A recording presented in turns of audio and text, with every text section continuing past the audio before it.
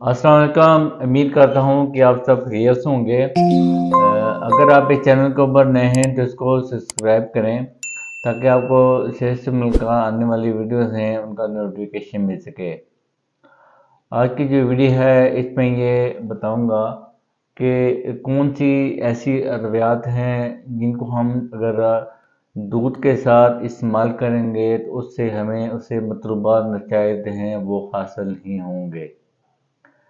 कुछ लोग हैं वो अक्सर अद्वियात को दूध के साथ लेना पसंद करते हैं और उनका ये ख्याल होता है कि जो दवाई है उनके मैदे को ये ख़राब करती है, तो अगर वो दूध के साथ लेंगे तो इसके साथ उनका मैदा ख़राब नहीं होगा और दवाई के उनके अच्छे असरात मिलेंगे। कुछ कॉमन ऐसी अद्वियात हैं जिनके बारे में रिकमेंडेशन ये है कि आप दूध के साथ इस्तेमाल ना करें।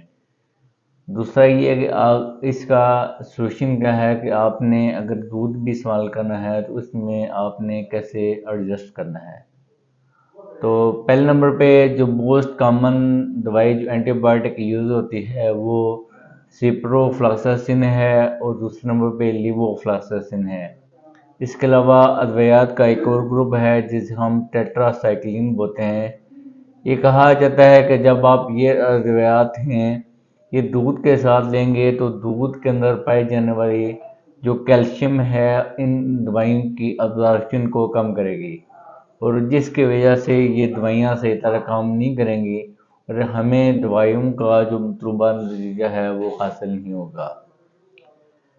दूसरे नंबर पे बच्चों में और हमला औरतों में और इसके अलावा वो लोग जिनमें खून की कमी होती है वो अक्सर आयरन के सप्लीमेंट ले रहे होते हैं। तो कैल्शियम दूध के अंदर पाया जाता है, ये आयरन के साथ बाइंड करता है और इसकी वजह से उस दवाई की अब्जॉर्प्शन है वो कम होती है।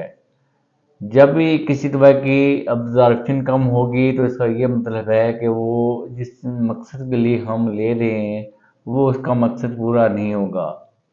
तो जो आयरन की अद्वियात हैं वो भी आप कोशिश ये करें कि दूध के साथ आप इस्तेमाल ना किया करें। इसके अलावा जो तीसरे नंबर पे जो दवाई है वो अक्सर हम जो ऑस्टियोपोरोसिस होता है, हड्डियों का एक मसला होता है उसमें हम लेते हैं, उसको हम बोलते हैं बिसफॉस्फोनेट्स।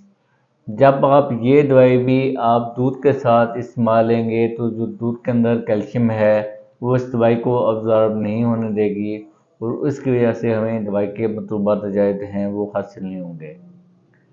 इसके अलावा बहुत कॉमनली जो यूज़ होने वाली दवाई है वो अक्सर जो थायराइड के पेशेंट हैं वो यूज़ कर रहे होते हैं जिसे हम लिवोथायरॉक्सिन बोलते हैं।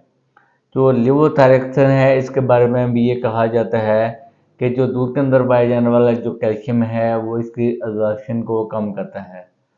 तो इसके बाद आखिर में जो एक मोस्ट कॉमनली हम यूज़ करते हैं, अक्सर हम मैदे के लिए हम मैदे के सिरप इस्तेमाल करते हैं। ये कहा जाता है कि जब ये एंटासिड आप इसकी दूध के साथ आप इस्तेमाल करेंगे तो वो दूध है वो इसकी अब्जॉर्प्शन बराबर नहीं होने देगा, तो उसकी वजह से भी हमें एंटासिड के मतलूबा नतीजे हासिल नहीं होंगे।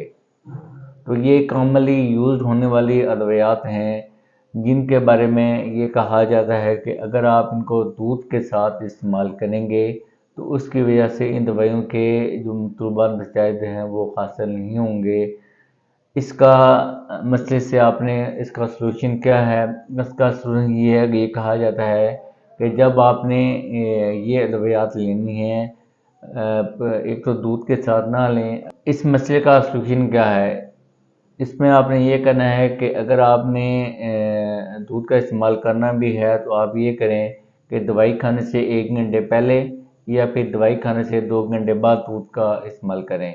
और जब आप ये दवाइयाँ दूध के साथ लेंगे तो उसकी वजह से हमें दवाई है वो अपना प्रॉपर्ली असर नहीं करेगी और हम जिस मर्ज़ के ले रहे हैं उस दवाई का हमें फ़ायदा नहीं होगा। शुक्रिया।